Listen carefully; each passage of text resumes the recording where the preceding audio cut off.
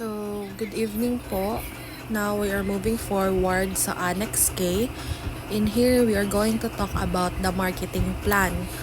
So, as for 4.1, we are discussing here unsa ang ato ang products o services. So, of course, we will start with Fresh Tilapia Aquaculture. We produce premium quality tilapias farmed through sustainable fish cage farming in Lake Cebu, South Cotabato. The services address the demand for fresh, safe, and responsibly sourced fish in Mindanao.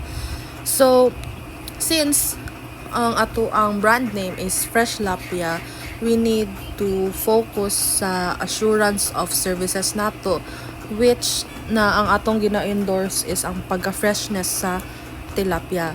So in here, we prioritize freshness as its core service offering. The tilapia will be harvested upon demand to ensure quality.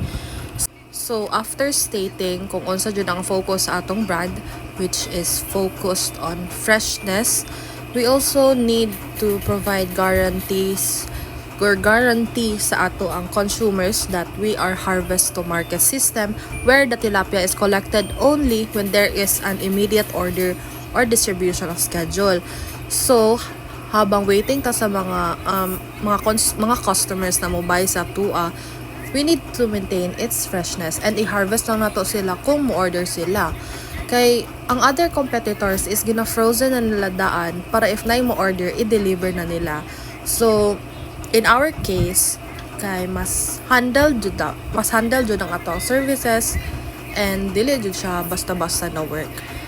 And also, we will also emphasize kung unsa ang atong pag-storage na ginagamit, which in here we will utilize cold chain support which maintains controlled temperature to ensure that the harvested tilapias will arrive fresh and in good quality condition. So if i-need na to i-emphasize sa atong consumers na ang atong commitment lang jud aning ato ang brand is to provide freshness. And maong different ta sa uban kay sa other competitors, they use frozen or kanong cold goods. So in here, we really emphasize on making sure na dapat fresh jud ang ato ang tilapias. Especially that these tilapias are harvested sa Lake Cebu, South Cotabato. And maybe one day nga modako pa siya into Mindanao wide. So moving on sa market readiness. In here, we are going to state na nadyo'y existing other market or other branding sa tilapia harvesting around South Cotabato. But we are also going to state again kung saan ang difference nato sa ilaha. So in here gi-state nako nga nanay market jud sa tilapia, and then tilapia is already a symbol of Filipino diet.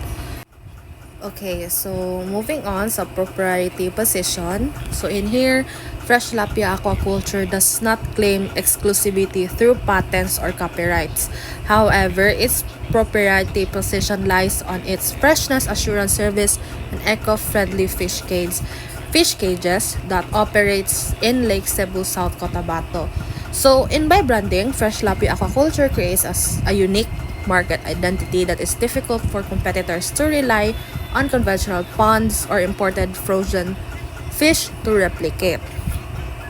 Okay, so again, balik-balik ng dyan siya tanan po. Like, ang pag-state nato is, ang pag-state sa bawat categories is balik-balik ng dyan.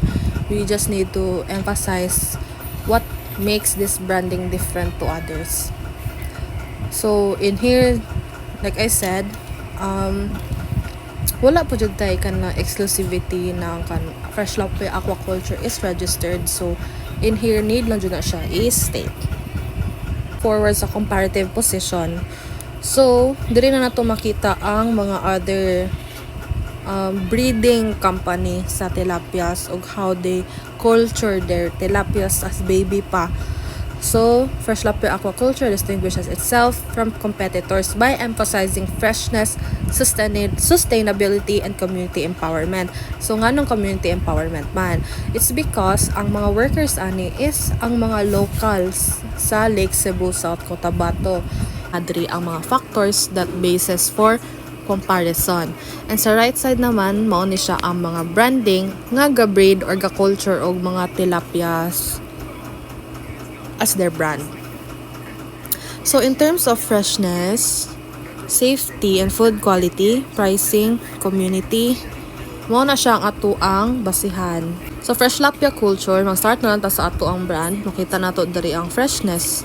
So in terms of freshness, we will provide harvest to market delivery, which means magdako pro tag mga isda kung naay deliver, kung naay no order. And gagamit po tag cold chain support instead of frozen, like i-freeze na to ang mga tilapia. So in terms of safety and food quality, makita na to diri ang magagamit ta og eco-friendly farming and mga traceable na batches sa tilapia. Sa pricing naman, we are leaning sa value-based, which is slightly above the market but affordable for its quality. So again, nganong mag-expect man ta nga mahal ang ato ang product is because mano-mano man gud ang ato ang pagdako sa tilapia. Dili siya same sa uban na paghuman og pag na-culture ng tilapia kay i-freeze na nila and ready na siya i-market. Sa ato man gud kay ginasala pa nato siya and gawait pa ta nga na mo order before sila i-deliver. So in terms of community, like I said ganina, nga ang ato ang community mismo ang mga trabahante diri around Lake Cebu, South Cotabato.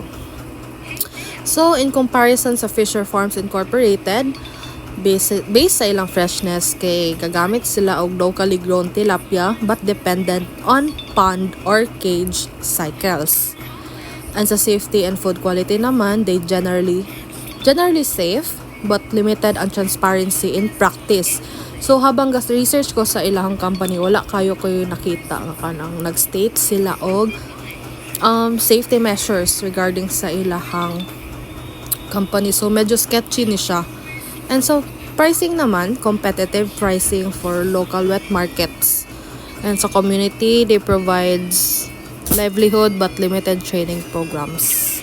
Sa Superb Catch Incorporated, in terms of their freshness, medyo lugi na sila kay they provide frozen ang ilang tilapias before retail. So gahulat lang sila nga i-bulk buy and then they will ship it.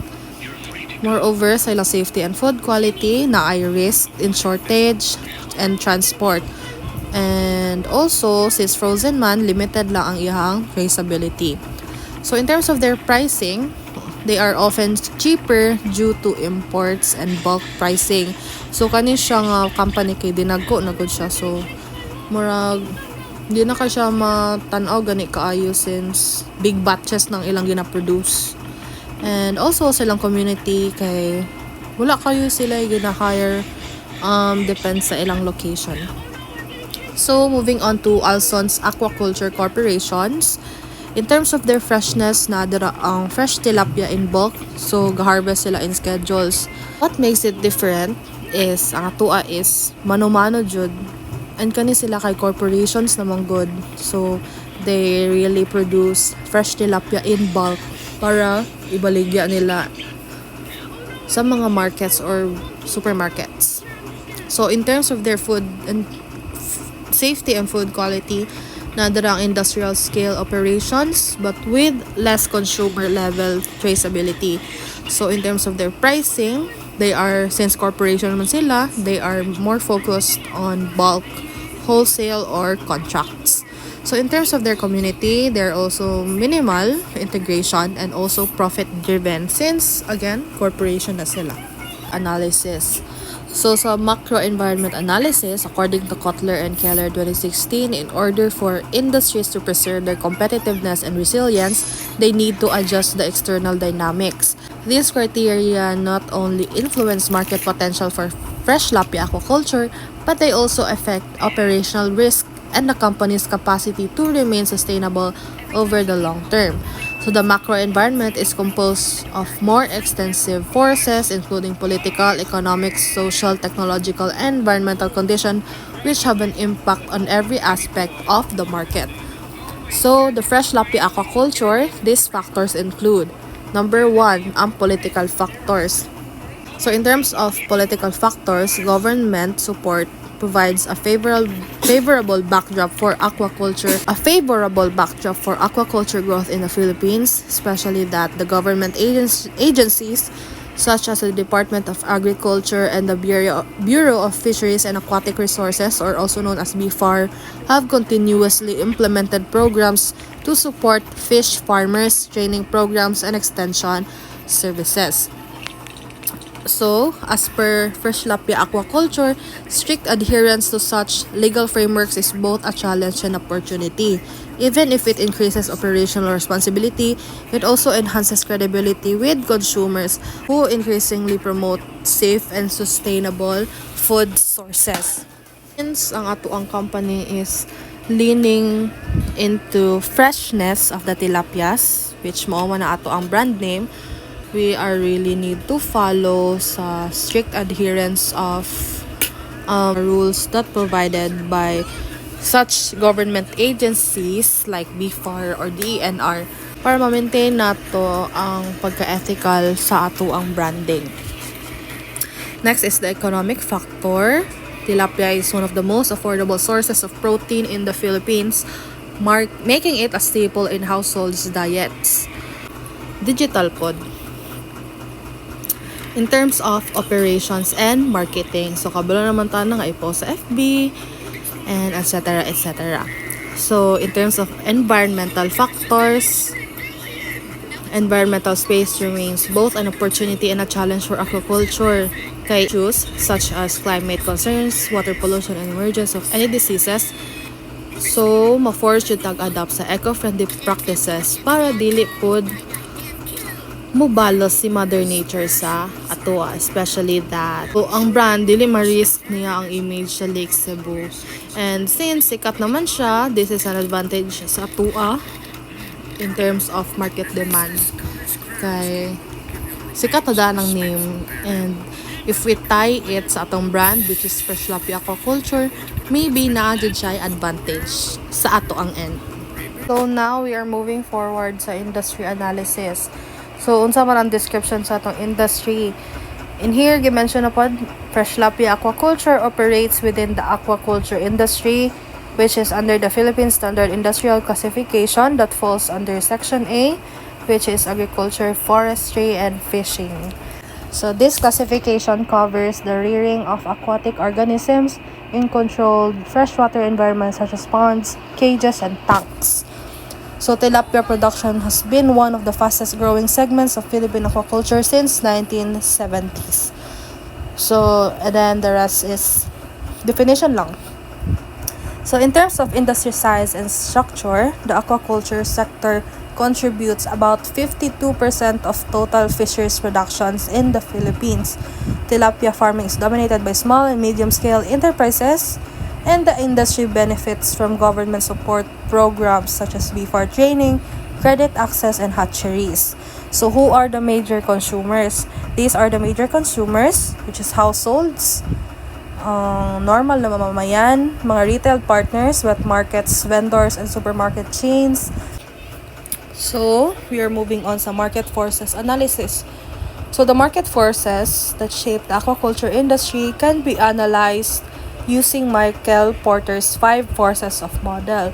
This model examines the influence of suppliers, buyers, and potential entrants, substitute, and industry rivalry that are all impact the Fresh Lapia aquaculture's pricing, positioning, and long-term sustainability. So who are these market forces? These are the suppliers.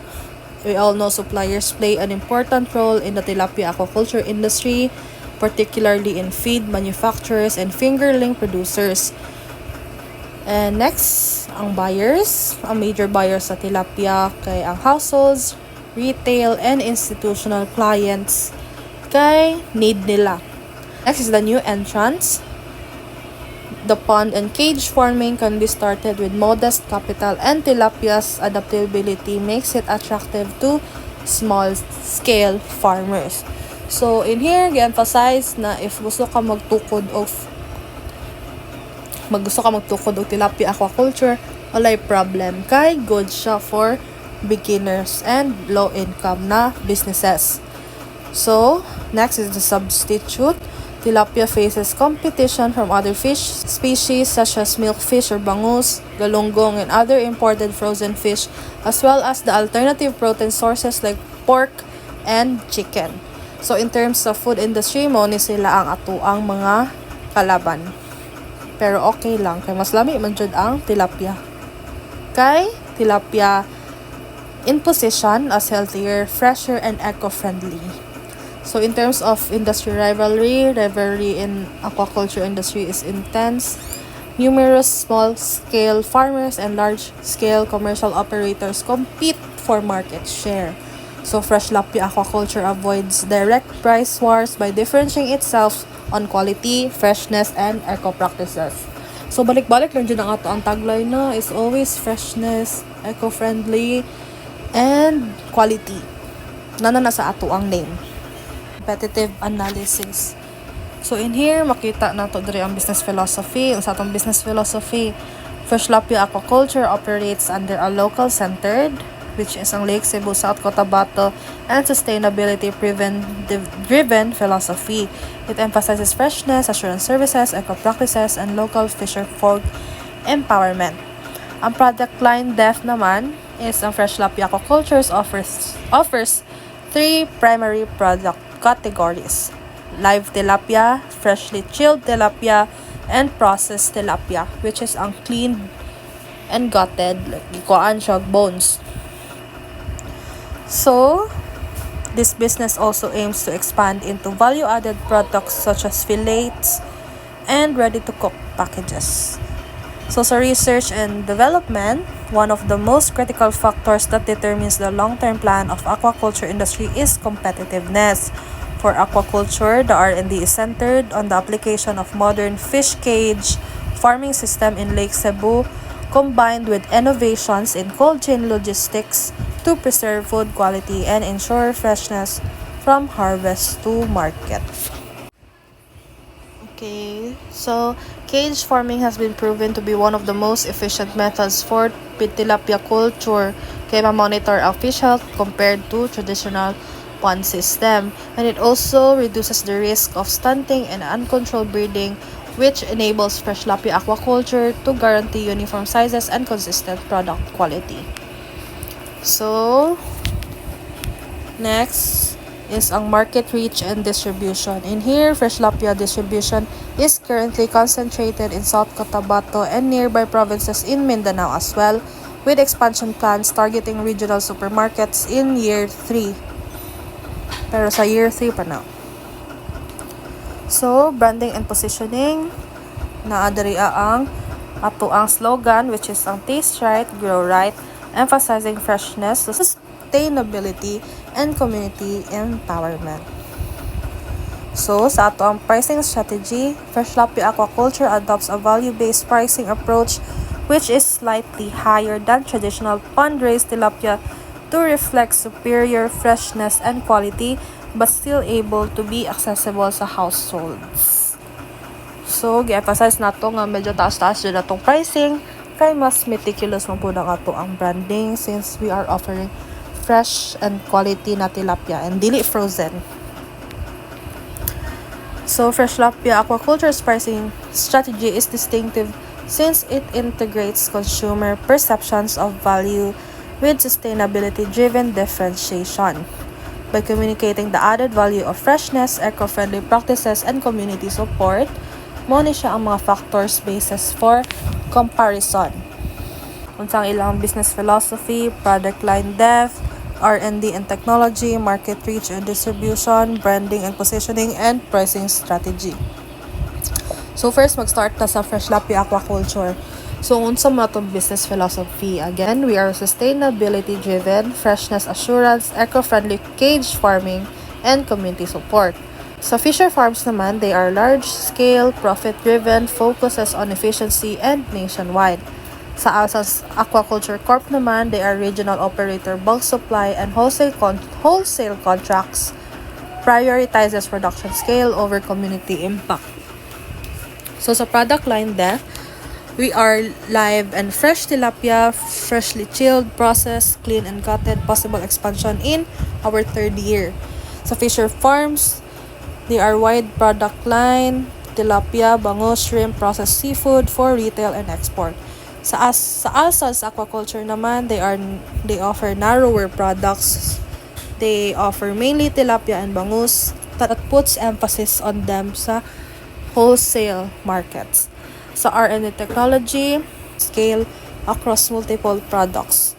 So in terms of Alsons, they are offering bulk pricing with lower per kilo rates for wholesalers and supermarkets. So kinsa man nga to ang target market. So in terms of target market, sa tilapia, the number one jud dira ang households kay this population represents the largest consumer group. Next is ang institutional buyers such as restaurants, catering services, hotels, supermarkets, and demand bulk orders. So based on the market research in similar regions, it is estimated that 40% of the targeted households will try tilapia from Fresh Tilapia Aquaculture in the first year. Marketing programs and strategies. So Fresh Tilapia Aquaculture's marketing strategy is built around its commitment to freshness, sustainability, and community support.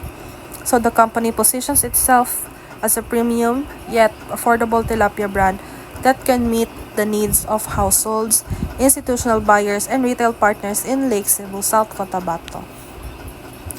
So these are the objectives under products and services plan to maintain Fresh Tilapia Aquaculture's competitive edge through freshness assurance and eco-friendly aquaculture, to introduce at least one value-added tilapia product line such as fillets and ready-to-cook packs by year 2, and to ensure product consistency and quality that meets consumers' expectations. And lastly, to implement value-based pricing slightly above traditional pond-raised tilapia but justified by freshness, quality, and sustainable practices. So, unsa man atong plan sa communications? This is to raise awareness of Fresh Tilapia Aquaculture as a trusted fresh tilapia brand in South Cotabato and across Mindanao, to create a loyal consumer base through consistent branding and promotional activities. So what are the action plans in terms of advertising? This is to emphasize taste right, grown right, that highlights freshness, sustainability, and community support, to focus on local setting and social media such as Facebook, Instagram, business campaigns, to reach households and restaurants. And also to ensure campaigns with targeted ads specific time before holiday periods where fish such as tilapias are in high demand. So next, in creative strategy, so to follow brand's core promise, taste right, grown right, to assure freshness from harvest, never frozen, raised through eco-friendly cages in Lake Cebu, South Cotabato with transparency. And that's it. So in terms of creative plan, again, followed sa slogan, to showcase the beauty of Lake Cebu, South Cotabato. The campaign video can be shot through drone and close-up shots of Lake Cebu through Fresh Tilapia's aquaculture's cages, to show how the fisher folk works with the fresh tilapia, setting up the controlled temperature, and to showcase how to deliver it the same day and the harvested date. So what are the media strategies that we are going to apply? First, we will try digital.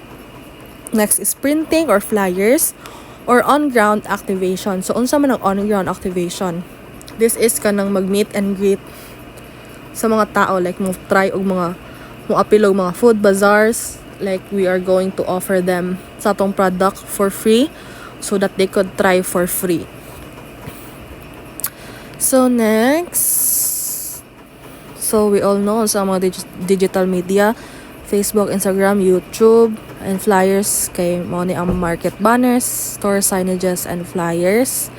and on-ground activations kay wet market, supermarkets, and community trade events that consist 20% of our face-to-face marketing. So, in terms of media plan, Fresh Lapi Aquacultures outlines the specific timing, placement, and execution of the advertisement. So, sa year 1, mo ni siya ato ang target. In terms sa digital media, daily to weekly postings. Sa flyers naman, months to year, since dugay man siya mag-wear out. Sa wet market activations, kay mas better ni siya kay face-to-face, maybe twice a week.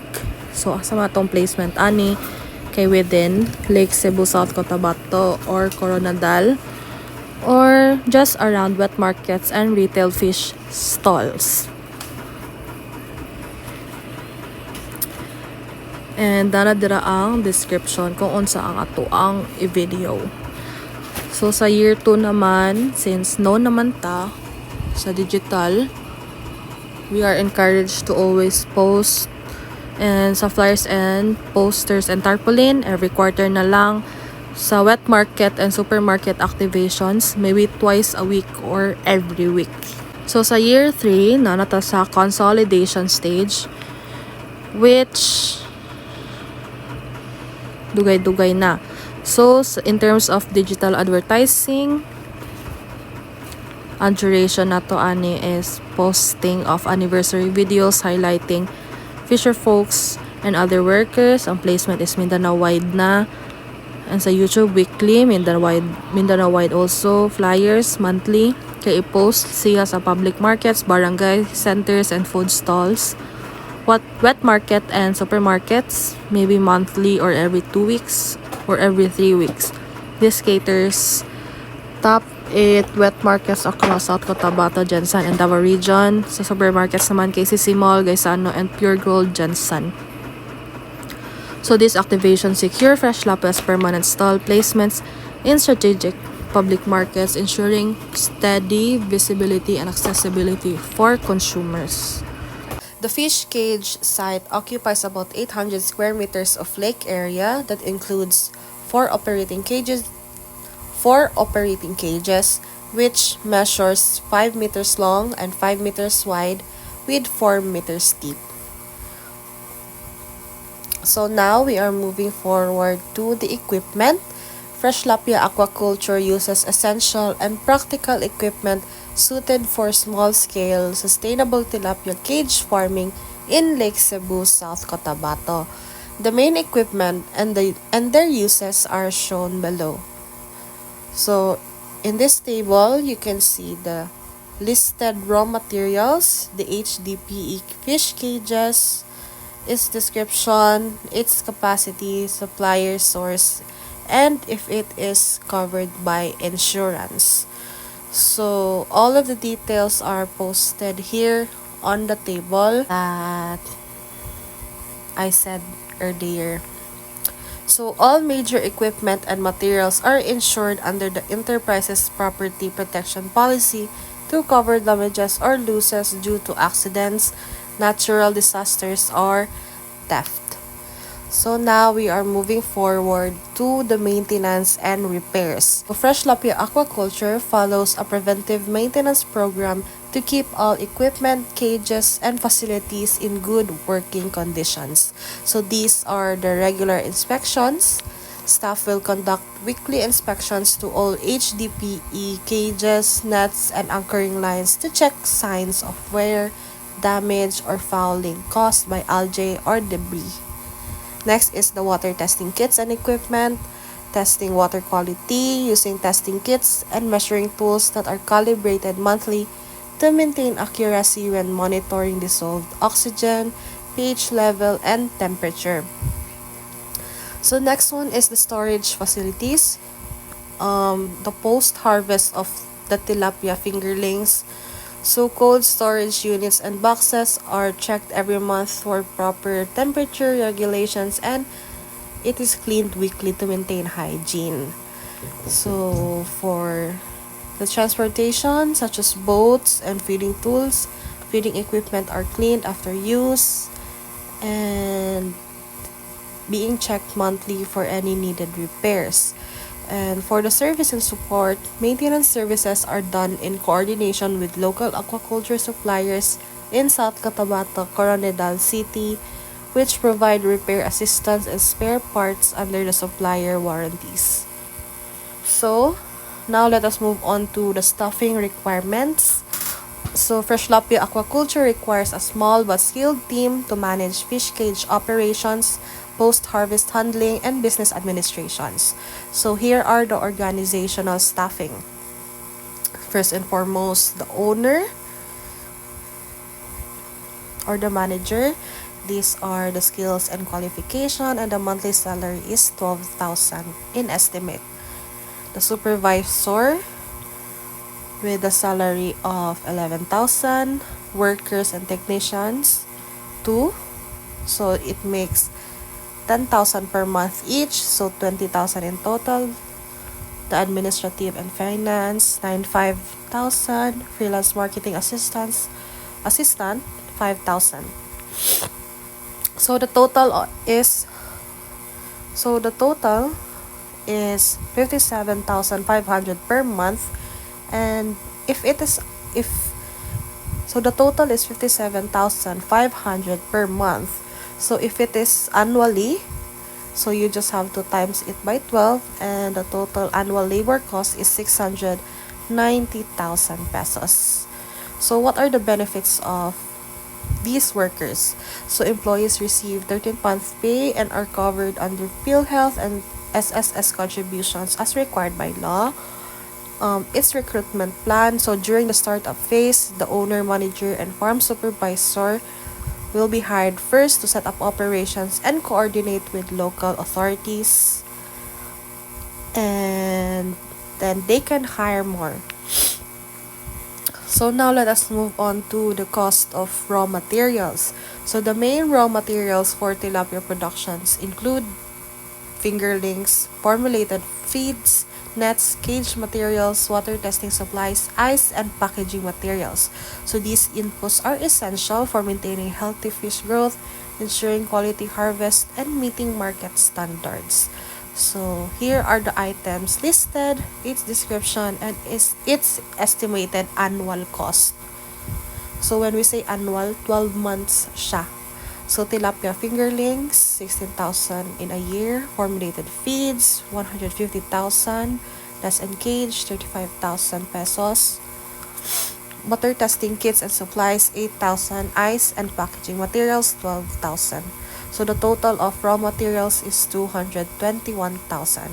So now let us move on to the labor cost. Its salaries and wages, benefits, and incentives. So the monthly salary, staff, and personnel involved in aquaculture operations from the workers, and its annual cost is 684,000, and its benefits and incentives in total is 68,000 pesos. So the total annual cost of the workers is 752,000 pesos. So these are the overhead expenses. So these are the overhead expenses that all include the necessary cost for running the Freshlapia aquaculture's operation. So as you can see here in the table, so the total overhead annual cost is 96,000 pesos. So to sum it all up, in each categories, raw materials 221,000 pesos, labor cost 752,400 pesos, overhead expenses is 96,000 pesos. So the total operational cost is 1,069,400 pesos. So the capital investment, which is 600,000 is added. So the total estimated cost is 1,900,000 pesos. So furthermore, when it's combined, So now let us move forward to Annex M, the organizational plan. Fresh Lapi Aquaculture outlines the structural, managerial, and operational framework. So this is the legal structure of the business. Fresh Lapi Aquaculture will operate as a sole proprietorship registered under the Department of Trade Industry or DTI. And the ownership, this business is owned by insert the name who serves as both the proprietor and manager. So all investments, including the capital equipment, fish cages, and operational requirements, are funded through the owner's equity and partial bank loan. So here is the organizational structure and key management personnel chart. Key management personnel chart. So this is the figure. Okay, so this table showcases the expertise and experience of each position.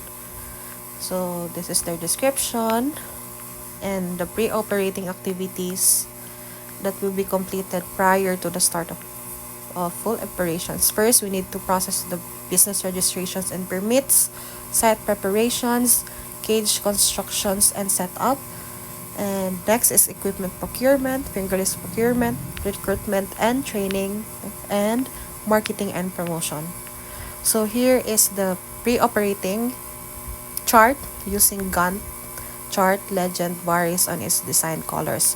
So orange covers 1 to 2 weeks, light blue covers 2 to 3 weeks, green covers 2 to 4 weeks, yellow covers weeks 3 to 4, dark blue covers week 4, brown covers week 4, pink covers week 5. So here is the pre-operating cost. Business registrations permits 10,000, cage fabrication installation 630,000, equipment purchase 100,000, boat and fuel 80,000, initial fingerlings 100,000, initial feeds and supplements 150,000, office setup and supplies 10,000, marketing promotion 10,000 with a total of 1,090,000. So here are the fixed assets. The HDPE cages and nets 630,000, boat and paddle 80,000, water testing kits and aerator 50,000, cold storage and weighing scale 50,000, office equipment 10,000 with a total of 820,000. So here are the administrative expenses.